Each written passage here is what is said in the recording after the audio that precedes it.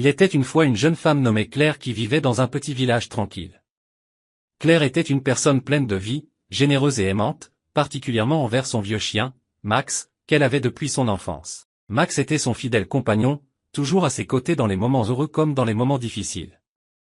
Un hiver particulièrement rigoureux, Claire apprit que sa mère, qui vivait dans une autre ville, était gravement malade. Inquiète, elle décida de se rendre à ses côtés pour l'aider. Avant de partir, Claire fit ses adieux à Max, lui promettant qu'elle reviendrait bientôt. La situation de sa mère se détériora rapidement, et Claire se retrouva plongée dans une lutte incessante pour lui apporter du réconfort et des soins. Les jours passèrent en une succession de nuits blanches et de moments d'inquiétude. Claire trouvait un réconfort dans les pensées de Max, espérant le retrouver en bonne santé à son retour. Après plusieurs semaines de dévouement, la situation de sa mère s'améliora légèrement.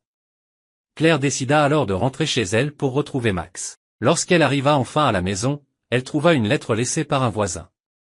Avec une douleur croissante, elle découvrit que Max était tombé malade peu après son départ et avait été emporté par une maladie rapide et dévastatrice. Le voisin avait pris soin de lui autant qu'il le pouvait, mais Max était décédé quelques jours plus tôt.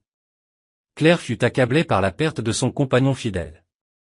Le vide laissé par Max était immense, et chaque coin de sa maison semblait résonner du manque de sa présence. Elle trouva du réconfort dans les souvenirs qu'ils avaient partagés et dans l'amour inconditionnel qu'il lui avait donné. La tristesse de Claire fut atténuée par le temps, mais la douleur de la perte de Max resta une part de son cœur. Elle réalisa que bien que Max ne fût plus là, son amour et sa loyauté avaient laissé une empreinte indélébile sur sa vie. Claire apprit à chérir les souvenirs et à honorer la mémoire de Max en vivant pleinement, comme il aurait voulu qu'elle le fasse. J'espère que cette histoire a trouvé un écho en toi.